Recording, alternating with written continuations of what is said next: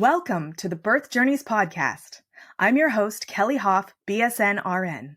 I am a wife, a mother of two, and a nurse specializing in the care of women and newborns.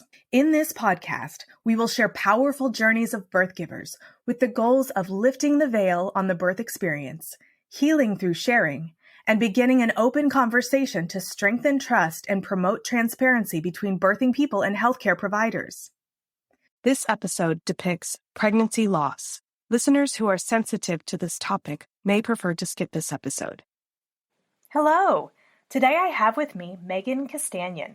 Megan is the mother of three, and she works from home as an ambassador for a health and wellness company. Megan experienced HELLP syndrome during one of her pregnancies, which is a rare medical condition of pregnancy. The acronym HELLP stands for hemolysis, elevated liver enzymes, and low platelet count. Megan will be sharing her symptoms and her experience, as well as her wisdom and insight from all of her deliveries. Megan, welcome, and thank you for joining me. Hi, thanks for having me on. Yeah, I'm so excited. So I've been thinking a lot about my birth story and how to share it. And I feel like before I give my birth story, I need to share just a little bit about me before having children and why I believe my path took me the way it did.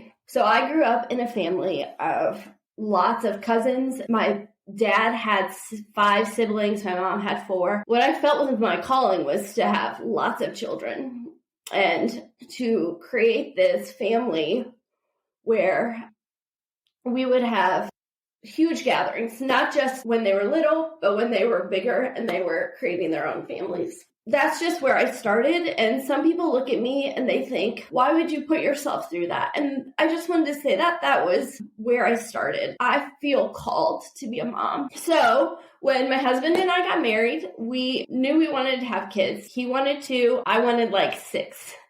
So we were like, we're going to start with 2. So we started trying to have our first child about a year after we got married. It took us about 5 months to get pregnant, and I loved being pregnant, everything about it. I felt good in my skin. I loved knowing that I had a child growing inside me, and I just truly just loved every second of it. My first pregnancy was pretty easy. The worst part that I had was heartburn. And so I was like, well, the easiest thing to do is to drink a milkshake, and that took it away. So I would do that a couple of times a week, but it was an easy pregnancy. About halfway through my pregnancy, I really started thinking about natural birth. And I had some friends that were also doing the same. And Luke and I chose to do a birth at a birthing center. So we went through tons of classes, different than if it were a hospital birth, because we took the classes at the hospital and then we switched to the birthing center. And we were in Colorado. So the birthing center actually wasn't connected to a hospital. It was its own entity, but it was close to a hospital. So if anything were to go wrong, we could be transferred right away. So I had a super healthy pregnancy. The last week or 2, I started to have some pretty bad swelling, and I was gestationally late. My son was due on June 18th. He was born on June 30th, which was not a huge issue, except if I would have gotten to that 2-week mark, I would have had to have the baby in a hospital because they can't do it in a birthing center past that. So basically, we were trying all sorts of things to have him come, and it wasn't working. We swept the membranes. We had what was called a Foley bulb, where they put this thing to stretch out my cervix, and it didn't work. So the last straw was to try castor oil. And honestly, I knew nothing about it. I thought it was just going to taste bad. So I remember putting it in orange juice, chugging it, and being like, that wasn't that bad. I'm going to go into labor later today. Well, so that was at like 8:30 in the morning. I took a dose. And by noon, nothing had happened. So I was advised to go ahead and take another dose. So I did. Not smart. I don't actually recommend doing this. I ended up getting pretty sick. I was throwing up. I had diarrhea. At the same time, my poor mother was with me that day, and she had to clean lots of stuff up. So that was at noon when I took it. I was sick and dehydrated all day long. Luke went to bed at like 8:30 that night because he was like, we might be having a baby. And for some reason, I was still up. And about 20 minutes after he went to bed, I went into labor like hard and strong. It came on fast. My contractions were 5 minutes apart within the first 15 minutes.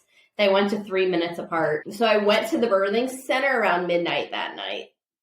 And within the first couple hours, I was miserable. I was tired. I was dehydrated. I had not eaten anything. So they were giving me Gatorade and trying to have me eat some things, but I was begging to go to the hospital within hours of getting there. When I checked in, I was a 1. I had only progressed very little bit from my sounds and all the things happening. They thought for sure I was going to have this baby quick. So anyway, I had a doula and she was incredible. Like I couldn't have had this labor or this birth without her. And she kept saying to me, Megan, this is what you want. You want this natural birth. If you go to the hospital, it's going to change things. And I was like, okay. So basically the plan was for me to continue to labor there. And if I wasn't progressing, then we could make a call later. So continued to labor at the birthing center, which was really cool. I had the whole place to myself. So I was in a tub, I was on a bed, I was on birthing balls, on a toilet backwards, was really comfortable. But I was still really tired and didn't feel like I could do it. So my water broke, I continued to labor, and they checked me and I had gotten to a 3. And I think that was probably around like 4 in the morning. And so I was like, can we please go to the hospital? I need to go to the hospital and get an epidural. And so anyway, we just decided, let's try it for a little bit longer. And if I don't progress, then I'll go to the hospital. I will get an epidural and then I'll get to rest because I felt like that's what my body needed. So we went for another few hours. It was probably 7:30 in the morning. They checked me again and I hadn't progressed at all. So we made the call to go to the hospital. I'd get an epidural, I'd rest, hopefully it would wear off, and I'd get to have my baby as naturally as possible. The thing was, they were monitoring me the entire time. The baby's heart rate, my heart rate, all the things, and everything was perfect the entire time we were there. So we got to the hospital. I was pre-registered at the hospital. They have you do that in case there's an emergency. I got into my bed, hooked me up. The anesthesiologist came in.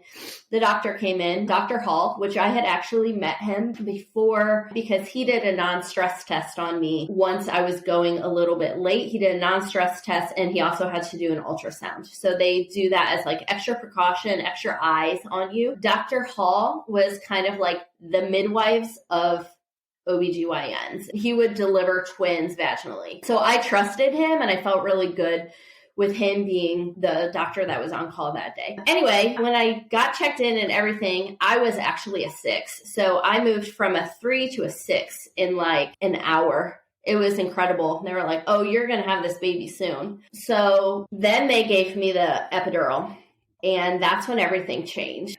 Probably 2 minutes after they gave me the epidural, my son's heart rate started to decelerate, and they were really concerned. So they came in and they actually put fluid back into my uterus just to make sure that he had enough room in there. And if there was a cord wrapped around his neck or something, that it would kind of alleviate some of that pressure. Well, that didn't end up working. So the doctor came in and he said, well, we're going to go. And I was like, go where? And he said, we're going to go have a C-section. I never thought that would happen. So I was like, well, can we talk about this?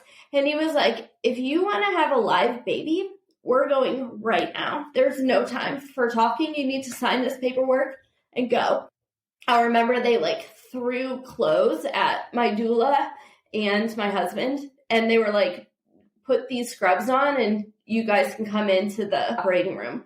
So basically, they rushed me into the OR, and Luke and Jessica, my doula, made it in time. And Eli was born within 15 minutes of that doctor's conversation. So like maybe 20 minutes after I got the epidural. So he was born, and they took him to the NICU. He was purple when he came out, but he only had to stay in the NICU for 4 hours. So they put him under one of those hoods. After they got me all stitched up, they were able to roll me up and I got to go meet him. And then they took me to the recovery room and I stayed there for a little while. And then they took me to my room on the postpartum unit. And that was kind of my story with his birth. But the after part was interesting because the midwives, they were part of my aftercare. So they came to the hospital. They gave me all sorts of resources for the trauma that I had just experienced, which was really good. And then, of course, they helped me with nursing. They helped set me up with a postpartum doula. So she came and helped with nursing and different things. And they also helped me find a resource for therapy, which that was my saving grace after Eli was born, because I was a mess for a while. But the therapy that I did was called the EMDR. And if you've never heard of it, it's for trauma. And you retell your story holding these things that buzz. And then you have headphones on that have things that beep in your ear. And you retell your story. And what it's supposed to do is kind of retrace your brain activity to take it to a place where it's not as emotional for you. It's still your story, but you can look at it in a way where it's not as traumatic, feeling the trauma every single time that you talk about the story. So I got in that right away. And I think that was the best thing that I probably could have done. I was a breastfeeding mama. That was super important to me. They wanted to give him formula in the hospital. And I was like, no way. And so I stuck with nursing probably to a detriment, to the point where I was in a lot of pain nursing and we couldn't figure out what it was. So eventually at 10 weeks, nursing was so bad that it felt like somebody was cutting off my nipple every time he nursed, and I'd be in tears and I wouldn't give it up. So anyway, they found out he had a tongue tie. So we took him to a dentist, pediatric dentist. They clipped his tongue, but it didn't work. So then we had to go back 2 or 3 weeks later, and he got it clipped again. And nursing was great after that. So we continued to nurse, and everything was amazing. And then here we go with my second birth story. So I never had a period between my oldest and my middle child. So the whole thing of, if you breastfeed, you don't need birth control or you don't need to be careful is wrong. We found out the hard way. So when Eli was about 11 months old, I got pregnant with his sister, Sienna. And her pregnancy was also super easy. I loved it. Again, this time around, I had started exercising regularly, doing boot camp classes when Eli was probably 6 months old. So I was in great shape. I was exercising with her probably 4 or 5 times a week, and I felt great. I gained the exact same amount of weight that I did with Eli, and we thought everything was good. So had a great pregnancy. Did have a little bit of heartburn, but it wasn't as bad as what I had with Eli. I didn't have any swelling or anything. Things were pretty normal. So this pregnancy, because I had a C-section with Eli, I couldn't go to the birthing center. So I went to a hospital that had midwives, and I was going to try for a VBAC, which is a vaginal birth after C-section. So I was seeing the midwives, things were good. And then towards the end of the pregnancy, they just wanted to check me because Sienna was measuring small. So it wasn't that weird because Eli was he was almost 2 weeks late, and he was 6 pounds, 8 ounces. So they wanted to see if I had intrauterine growth restriction, and they did a non-stress test. They did all the things, and everything was fine. So that was the week before she was born, and they took my blood pressure. You pee in a cup to check for protein in your urine, all the things, nothing. Everything was completely normal. My mom lived where we did in Colorado, and my dad was living for a little bit in Ohio. So my dad was in town visiting, but my mom flew to Alaska the week before Cece was born because my sister-in-law was having a baby. So she had a baby on February 1st. My mom flew there to help with my older niece, just be there for my sister-in-law after she was having a C-section. So that weekend before she was born, like Friday, I went to my workout. I worked out really hard, had a great weekend. My dad was there. We went to church. Church that day was on Are You Ready to Meet Jesus? And that day we left and we took my dad to the airport and we went to a Super Bowl party. Sienna wasn't due for another 3 weeks. So we were like, my dad goes home. He's going to come back when the baby's born. My mom will be back when the baby's born. And we thought everything was good. So Luke and I went to bed that night. Normal. I felt great. Things were fine. But around like midnight, I woke up with heartburn. And I've never woken up in the middle of the night with heartburn, what I thought was heartburn. And I remember like going to the bathroom and coming out and like, something's not right. Luke was like, just go take some Tums or something. Cause I hardly did that. I just didn't want to do that. He was like, so I took these Tums and it didn't help. And so I was like, something isn't right. So he actually called, we had like a nurse's line through our insurance. When he called, they were like, we want you to hang up and call 911. So we had Eli in the other room who was sleeping and he was only 19 months old. And we didn't have a plan for him. Both my parents were out of town. Luke's mom lived in town, but across town. But it was like, at this point, it was like almost 3:00 in the morning. So the ambulance came, they took me out and my neighbor saw the ambulance. So they ended up coming and staying with Eli. But when I was in the ambulance, I remember vomiting.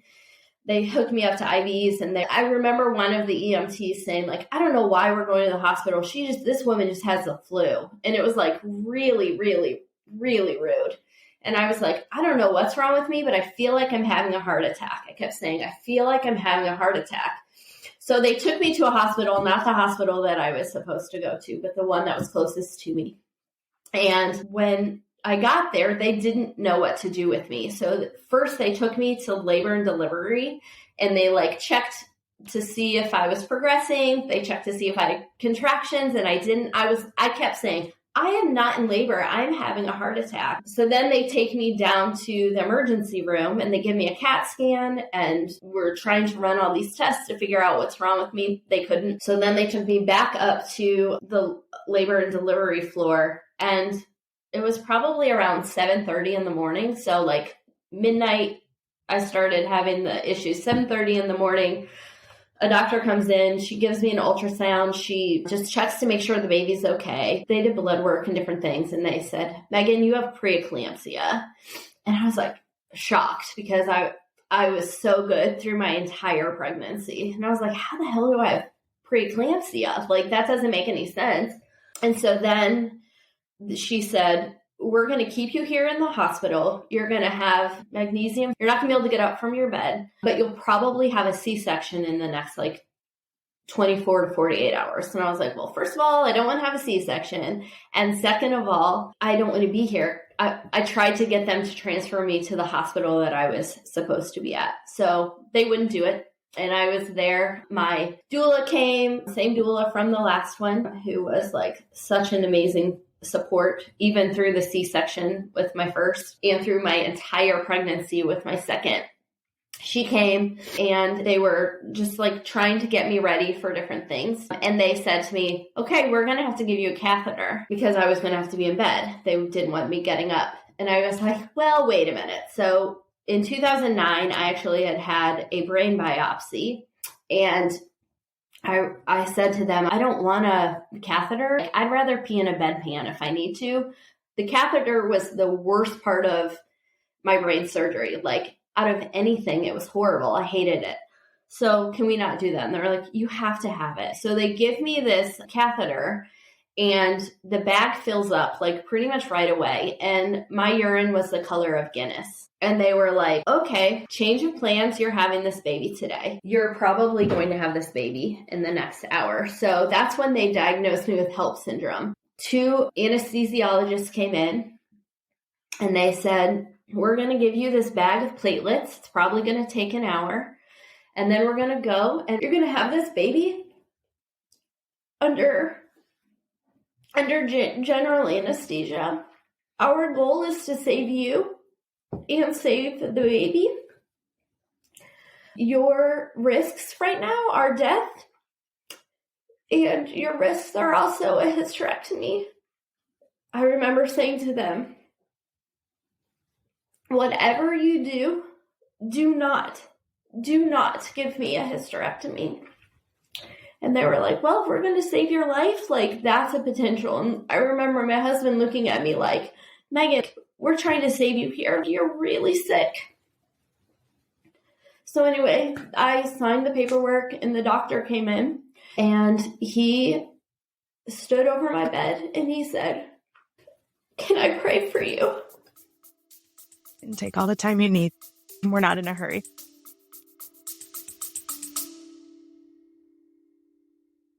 Are you pregnant and planning a hospital birth? You don't need a birth plan. You need a birth vision. In my opinion, birth plans set you up for failure. Yep, I said it. Hear me out before you turn off this podcast.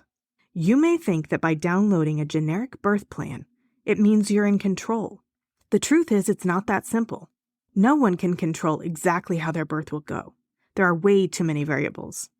What every pregnant person wants is to walk into the hospital pregnant and to walk out with a healthy newborn in their arms. The journey in between is the murky part. It's hard to know what issues might come up that need to be addressed. If you focus your energy on a birth vision rather than giving your power to a birth plan, you can empower yourself to make the best choices for you and your baby. That's why you need to get into my Empowered Hospital Birth program. As a labor nurse and mindset coach, I can help guide you through the process of maintaining the calm autonomy that will help you achieve the birth vision you desire.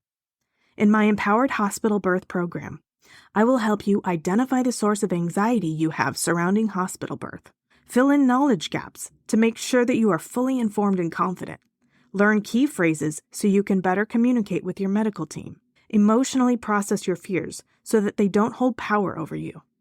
Go to kellyhof.com/empowered to book a free 30-minute private birth vision call, where we will identify your top fears and must-haves and gain clarity on exactly how you want to feel in the birth space.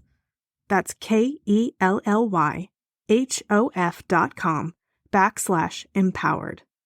I'm honored to be a part of your birth journey. And it was at that moment when he said, can I pray for you? That I realized that this was really, really serious. So I sat in the bed for an hour. They gave me those platelets. The nurses were all so amazing. My husband was on the phone calling my family, calling them and telling them that I was at risk of dying, that they were going to do everything that they could to save me and to save Sienna. So I went back for surgery.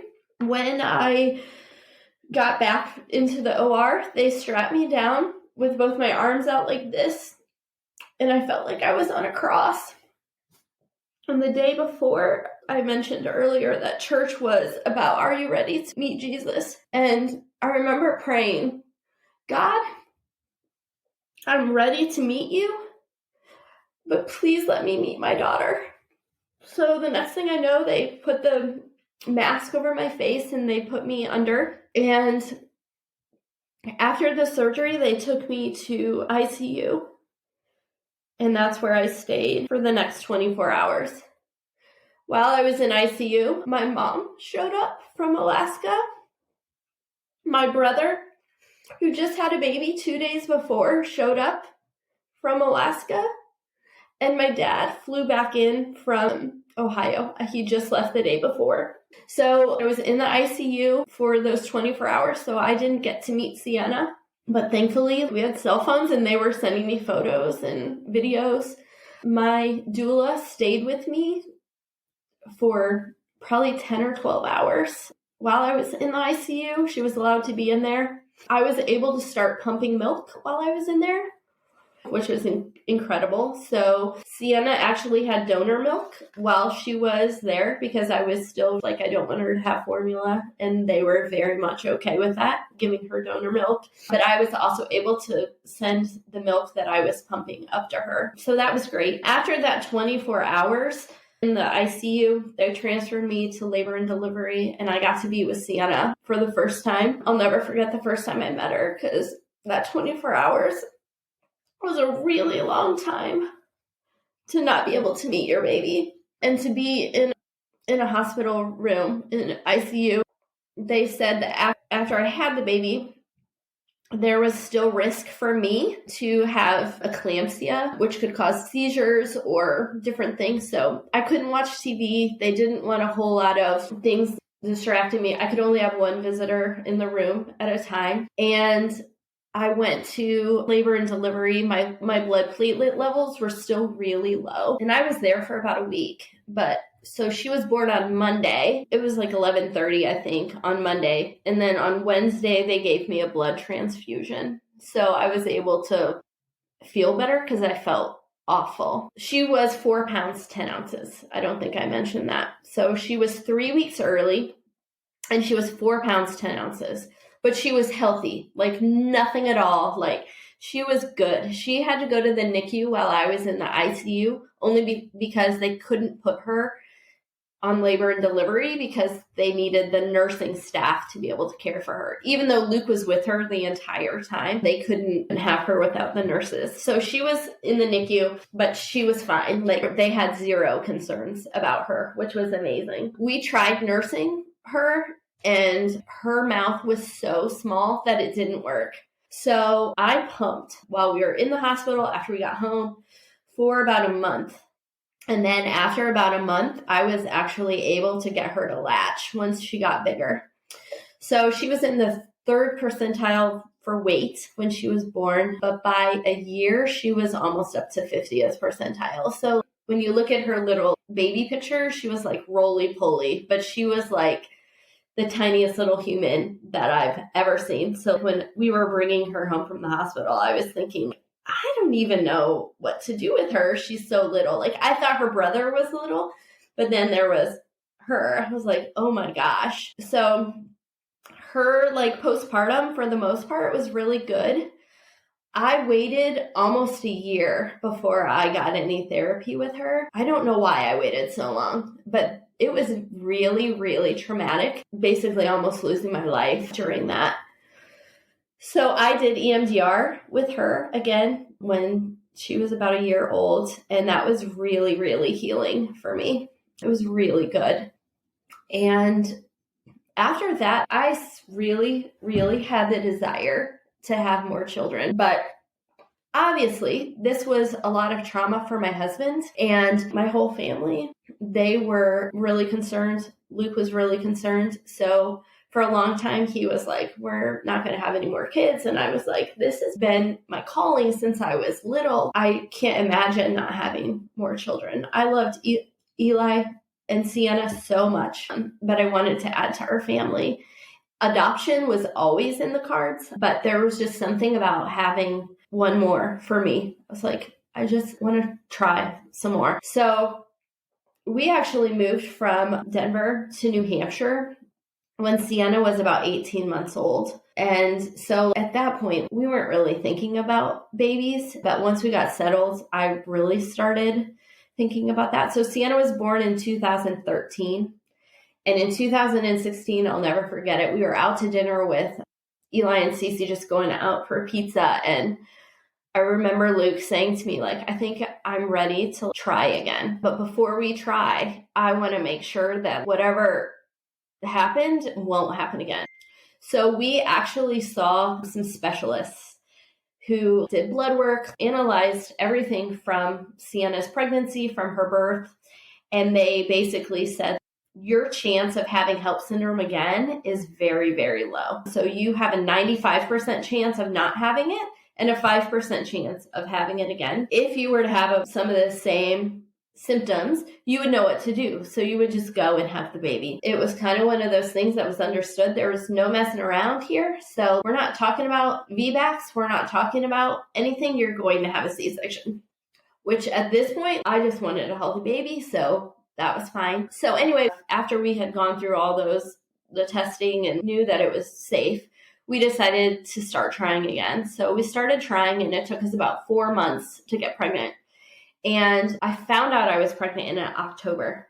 And I'll never forget, it was October 15th, the 6-year anniversary. I saw posts about it being child and infant loss or miscarriage month. And I remember thinking, gosh, I've never had that experience, and I feel so bad for anyone that has had that experience. That's horrible. But I was pregnant and I was excited. We hadn't told anyone yet because it was really early. So anyway, one night, Luke, my husband, travels a lot for work, and he was out of town in some state, I'm not sure. Eli and Cece were in bed, and I was about to get on a team call for work. And I remember I went to the bathroom, and all of a sudden I started having severe cramping, to the point where I thought I was going to pass out. So it was pretty intense. So I called Luke, he called my neighbor. My neighbor came over and she took me to the hospital, and her husband stayed with the kids. While we were at the hospital, they said that I had a miscarriage, but they couldn't find the sac. So that day I went home. I felt fine after that. I went and saw my OB, and they did ultrasounds and all the things, and they did the blood work, and they were like, Megan, you didn't have a miscarriage. And I was like, what? They were like, your levels are so high, you are still pregnant. You're either having twins or you have an ectopic. And I was like, okay, well, I'm going to hope for twins. That's what I remember thinking, like, I'm probably just having twins. So then my mom had come out from Colorado to stay with us and just help me out because Luke was leaving to go out of town again. And one night I was going to the bathroom and I was bleeding, and I was like, Mom, I'm bleeding. I kind of feel like we need to go back to the hospital. So they took me back to the hospital, and basically they told me that I had a miscarriage again. So I left the hospital devastated. Luke was out of town. My husband wasn't even there. And I just was so sad. So I went to a follow-up appointment with my OB, and they were like, yeah, you had a miscarriage. I'm so sorry. I was actually supposed to be traveling for a trip that I earned with Plexus that next week. So it was kind of one of those things where they were like, are you going to be able to travel or not? And then they were like, if you're feeling okay, you can go ahead and go. So Luke and I went, and I think we went to Dallas that year, and we were gone, and it was a really difficult trip just because I was mourning the loss of my baby. When we got back from that trip, I called my OBGYN, and I was like, you know what? I am still having cramping. I feel bloated. Things don't seem right. And she was like, oh, okay, that's pretty normal. We'll get you in. And she scheduled an appointment for me for a week later. So it was an entire week that I went with this bloating and this cramping. And I went and I saw a different doctor. Actually, one of my favorite doctors is who I got to see. They did an internal ultrasound just to make sure everything was okay. And then they brought me to her office. So I was sitting at the desk, and Luke was actually in New York City. So I was in New Hampshire. He was in New York for work. I went to this appointment just thinking it was going to be like a normal day. And my kids were preschool, so I had a few hours where I could go. And we were sitting at the desk, and she said, well, Megan, it looks like you actually have an ectopic pregnancy. They said this ectopic was basically hiding. Your ovary was covering it in all the ultrasounds, so you couldn't see it. It was so close to my ovary. So she was like, we're going to give you methotrexate today.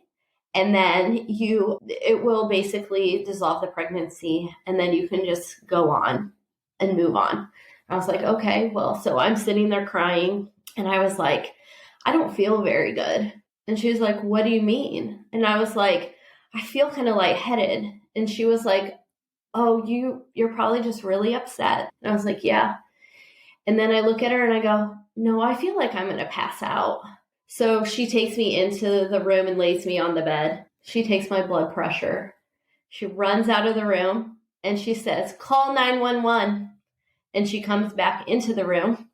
And I'm cramping really bad, so I had jeans on that day. They had to unbutton my jeans. Basically, the hospital was right across the street. So the ambulance came, they took me away, and they were trying to call somebody to be there with me because I was going to have surgery because the ectopic had ruptured right then and there. And I was losing so much blood that they had to stop the bleeding and get rid of my fallopian tube. So they called Luke.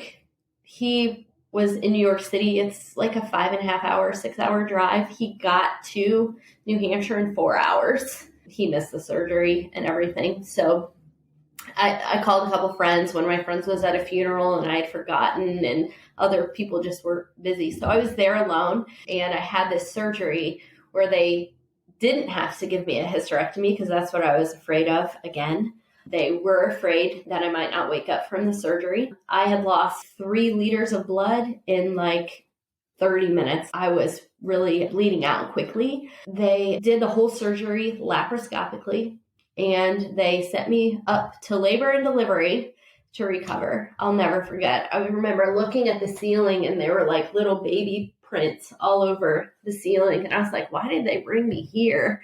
Because I just lost my baby. So I only stayed in the hospital for like a day to recover because it was a pretty okay surgery. But a few days later, I was still feeling really bad. So I had another blood transfusion and I was just a wreck. And they took my fallopian tube. I knew for a fact that at that point that Luke would never, ever want to have another baby. And I didn't know if I could ever get pregnant. And I thought my fertility was gone.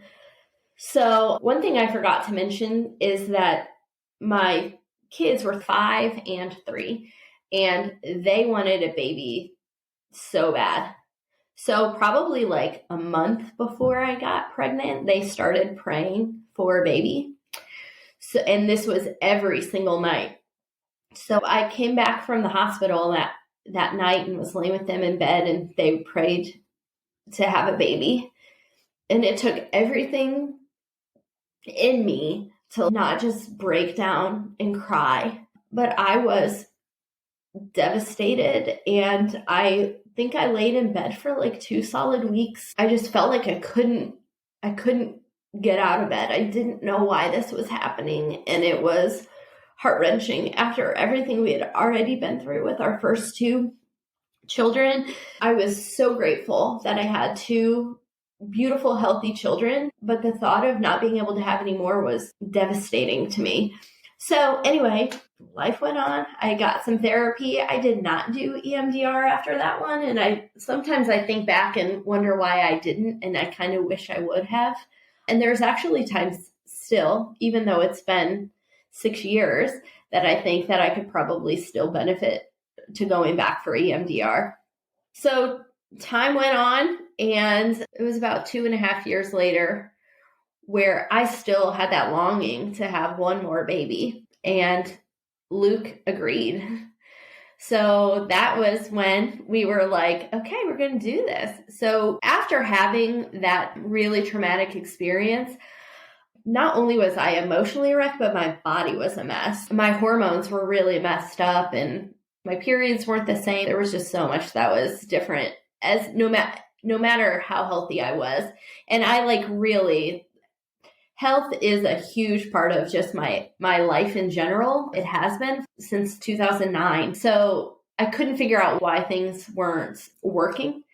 But I truly believe that grief can have such an impact on every part of you.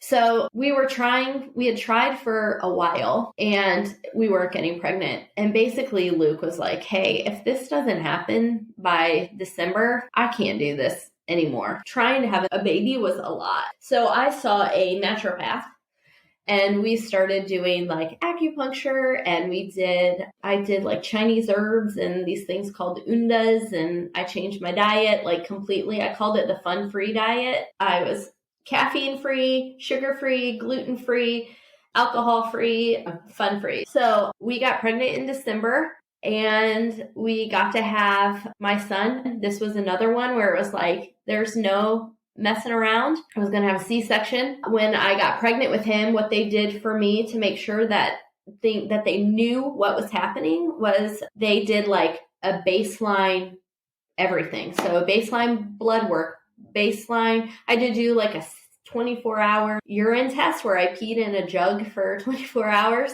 So they knew what they were dealing with in case anything happened. And they believe, and I believe this too, that I have low blood pressure regularly. So in my first 2 pregnancies, my blood pressure was probably high for me, but nobody knew it because it was normal for most people. And that was one of the things that they missed with Cece. His pregnancy was awesome. I felt great. I was in a healthy place with everything I did, not only with the acupuncturist, but with my supplements and the things that I had done leading up to that. I didn't gain as much weight as I did with the other 2. I felt great. And I had a different mindset. This pregnancy was my rainbow baby, and everything is going to be great. I remember my dad looking at me like, I don't understand how you're so positive with all this. And I remember thinking, what else can I be? I believe that I'm meant to have this child. I believe God brought this child to me. And I knew from the second I got pregnant that everything would be good. In the middle of the pregnancy, we actually were able to move because of my business from New Hampshire to Kansas City and be closer to my family. So I did have to switch OBs and everything, but that all worked out great. I saw an OB who my sister-in-law and multiple of my friends who've had high-risk pregnancies, I went to her. And Xander was born at 39 weeks via C-section. It was scheduled. And so like my biggest fear there was that I was going to go into labor before the C-section, which I didn't. The C-section, this is actually a fun story after all these devastating stories. That morning, I remember I went into the hospital, like they were getting me all ready and the nurses were awesome. And one of the nurses, I was telling her about the dream I had the night before. And she was like, what was your dream? And I was like, well, I had this dream that I had this surgery in a green library and all the nurses and the doctors were dancing. And she looks at me and she goes, oh, we can dance. And I was like, oh, awesome. We can dance. She was like, what kind of music do you like to listen to? And Luke, my husband, just starts laughing. I was like, I don't know. She was like, if you had a Pandora station, what would you put on? And I was like, I don't know, probably Notorious B.I.G. And she was like, you are kidding me right now. And I was like, no, I'm not kidding. So anyway, they prep me. I go into the OR for my C-section, and they put Notorious B.I.G. on Pandora, and everybody was dancing, including my OB, including the anesthesiologist who used to be he was a break dancer in college. And it was just this fun, uplifting experience. And although it was not what I ever pictured for a birth for me, it was the perfect birth for me. Xander was healthy. He was actually 7 pounds, 15 ounces, so almost 8 pounds. And he was just perfect and healthy. Breastfeeding was great with him. He did have a tongue tie just like Eli did. My kids, having my older 2, so there were 6.5 and 8 years difference between my older 2 and Xander. Having them, knowing that they literally prayed for him since 2016, and he was born in 2019. He's 3 now. Like knowing that he was prayed over for so long and wanted and loved. It was just a really, really cool experience. And knowing that I was healthy through the whole thing and he was healthy through the whole thing, and that there are rainbows after those storms was huge. And he's like the perfect little guy for our family. That's awesome. That's my story. It's always so interesting after hearing these stories, the progression of how we go from our expectations with the first and kind of our shove into motherhood, however that looks for everybody, to how we progress with the later deliveries and babies. I know it's not always like what we envisioned, but there is definitely something to be said for a beautiful scheduled C-section. Yeah. It's a fun, relaxed, amazing experience. And I don't recommend it for everyone, obviously. But gosh, after all of that, it's really nice to be able to just have a relaxed, fun birth. So are you planning on having any more kids? At this point, no. I mean, I'm 42, and after I had Xander, it took me a while. I loved being pregnant, but I don't actually care to be pregnant again. That doesn't mean that if adoption were an option that we wouldn't do it. I don't know if my husband would at this point, but that's something that's always been in my heart too, is to adopt a baby. I feel like you touched on all the points that I wanted to go over because you talked about how you coped afterwards. You're the second person that talked about EMDR. I think that's amazing. That's a great tool. Oh, really?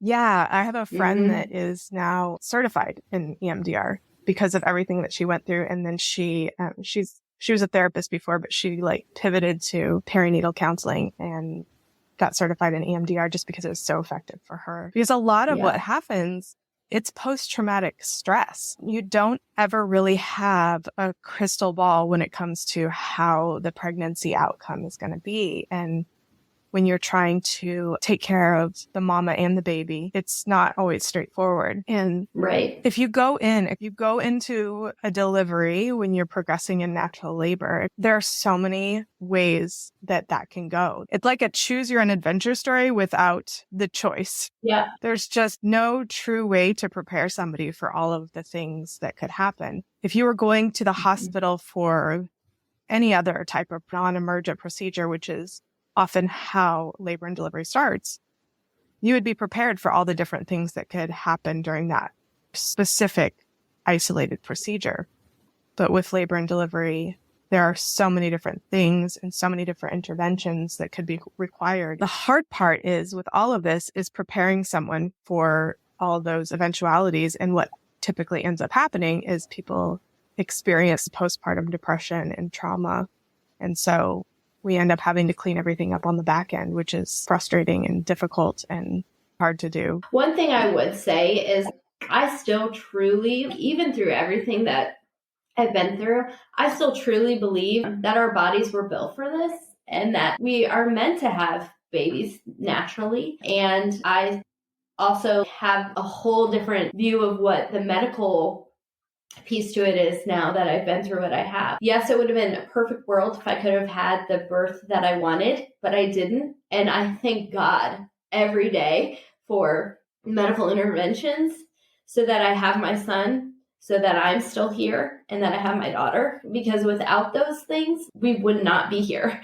So I'm thankful for both parts of what our bodies can do, and how I have some friends that have had some amazing experiences with home births and birthing centers and just natural births in hospitals. And then I have friends that have stories like mine, and it's pretty incredible both ways. Yeah, I really think that there is definitely a place for modern medicine for sure when things do go a little left. Yeah. You said something about when you found out that you had developed preeclampsia and HELLP syndrome, that you were shocked because you felt like you had been doing everything right. Mm-hmm. And that's one of the things with some of these pregnancy disorders, especially preeclampsia and HELLP syndrome, where we can be doing everything right and it has nothing to do with whether or not you're going to develop this complication. Truthfully, we don't know a whole lot about what causes it, but what we do know is the risk factors aren't necessarily things that are within our control. Mm-hmm. So I think I hear that a lot from moms, that they feel like they could have done something to prevent it. And I really don't like having people put that mom guilt on themselves, because that's not anything you did. Yeah, I had mom guilt for a long time because I'm like, what could I have done wrong? Was it when it first happened, I was like, oh my gosh, we went out for cheeseburgers on Friday night. Was it the cheeseburger and french fries I ate? And my doctor was like, no, like it has nothing to do with that. And it took me a while to realize that. And I did like researching and all kinds of stuff and like even just on preeclampsia. And I found some things that were interesting to me because there was one study I read that MTHFR could play a role in it.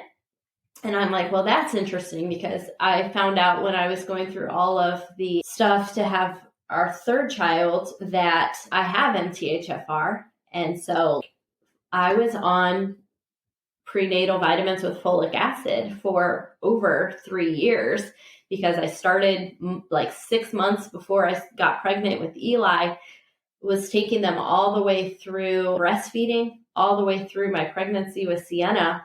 And I'm like, well, maybe that has a link to it. And I don't know if that has a link to the IUGR that I believe both my children, first two, had. But when I was pregnant with Xander, our third child, I didn't use typical prenatal. I had a multivitamin through Plexus that was folate. And like a part of me is like, maybe that was that and my blood sugars being regulated and everything, like maybe that was part of like a more healthy pregnancy than what I had before. Even though I thought I had healthy pregnancies until the end, I'm sure they weren't as healthy as what I believed they were. Yeah, I think that we've learned, at least from what I understand about the supplement that you're talking about, has a different type of folic acid in it. Yeah, so it's fully methylated Yes. and it's folate. And so it's the natural form where folic acid is actually a synthetic form. And when you have MTHFR, your body can't actually process folic acid. And folic acid is in tons of things. Like if you eat bread, unless it's organic bread, you most likely, if it's enriched flour, it's going to have folic acid in it. Like prenatal vitamins have folic acid in it. Most vitamins have folic acid. Yeah, I think it's highly possible that that has something to do with it. But you did say that you found some study about... There was about... one study I read that said that there was a link to MTHFR and preeclampsia. So I just don't know. And I've brought it up to a couple different doctors and they're like, yeah, that could be. Like, exactly. I'll never know. Well, and the thing is, we can't go and give women one type of folic acid and then other women another type of folic acid and then knowing that they have preeclampsia, see who does better, because that's unethical. Because you're right, it's very unethical. So that's the biggest problem with some of these pregnancy issues.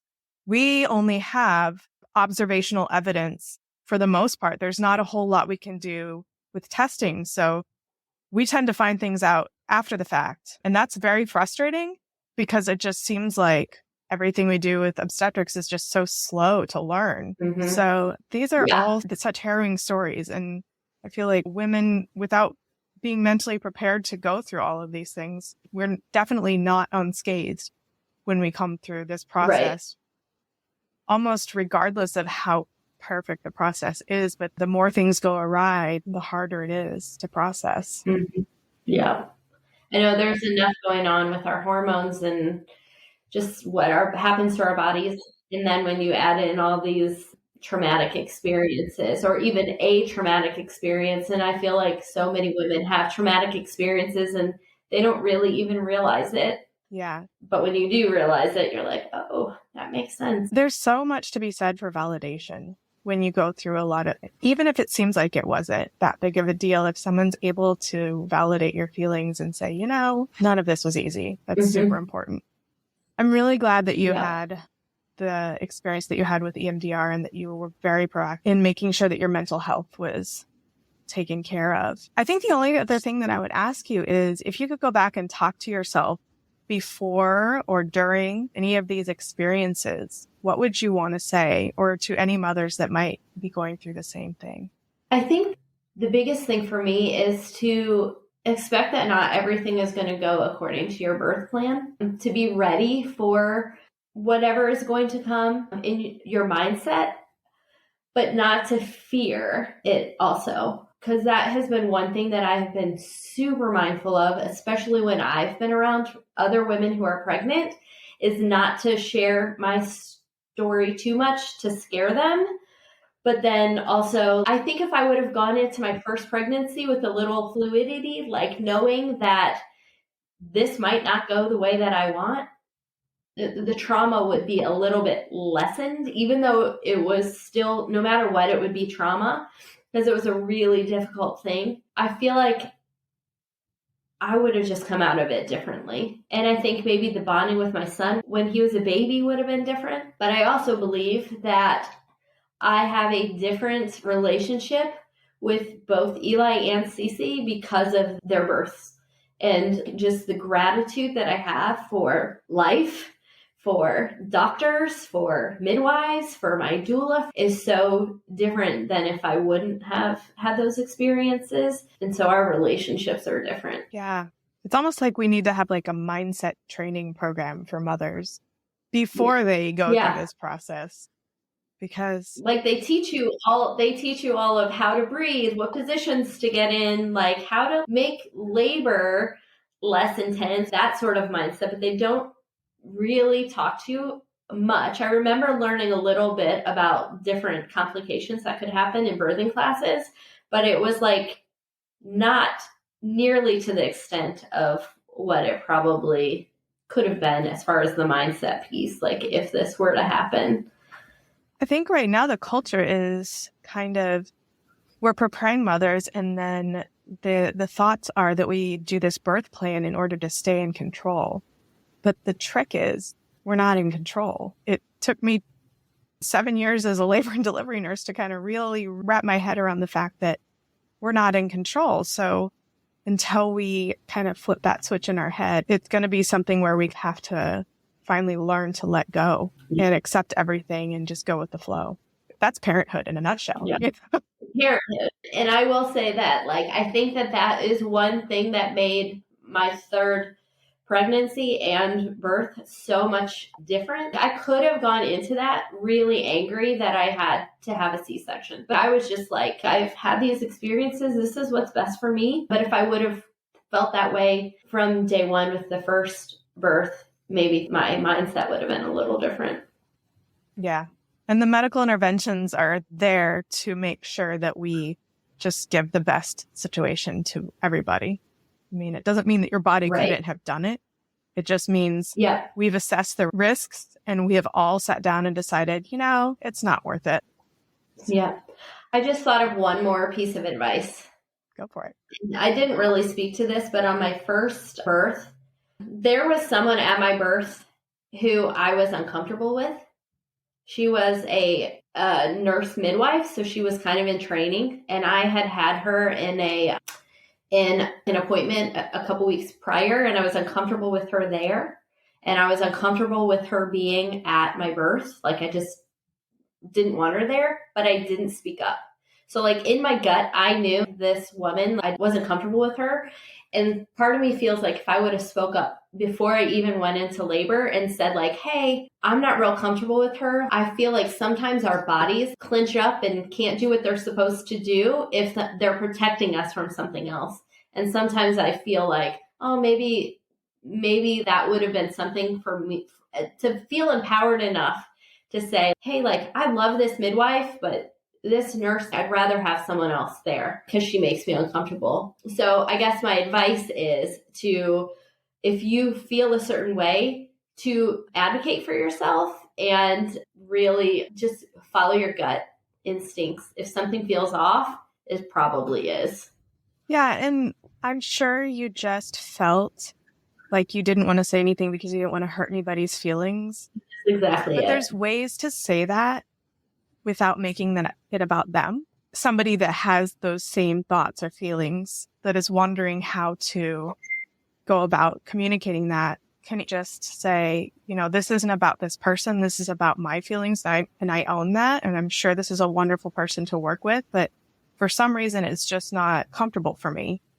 Please don't get this person in trouble. Please don't make this about her. But I would just prefer to have my birth look this way as opposed to this other way.